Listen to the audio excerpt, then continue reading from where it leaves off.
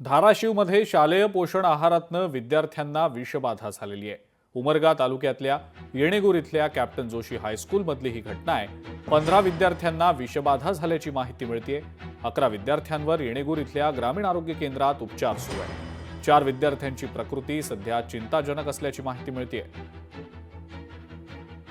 12:30 वाजता शाळेतून शिक्षकाचा फोन आला की तुमच्या लेकरांना तिथं उलट्याचा त्रास, छाती दुखणे, ताप येऊ लागले, लेकरं रडले ते म्हणल्यावर मी प्राथमिक आरोग्य केंद्र येणेगूर येथे जाऊन भेट घेतलो। त्यावेळेस सगळं 15 लोकांना या ठिकाणी त्रास होऊ लागला होता। त्याच्यातून 4 विद्यार्थी उमरगा येथे शिफ्ट केले आणि बाकीचे येणेगूर येथे तपासणी केली। विद्यार्थ्यांचं आरोग्य धोक्यात आलेलं आहे।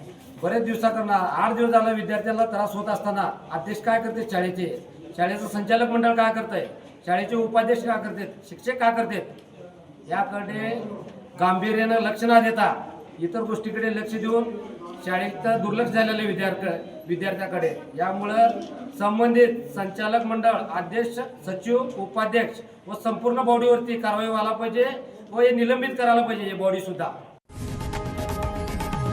लोकशाही मराठी ऐका, पहा, जागरूक रहा।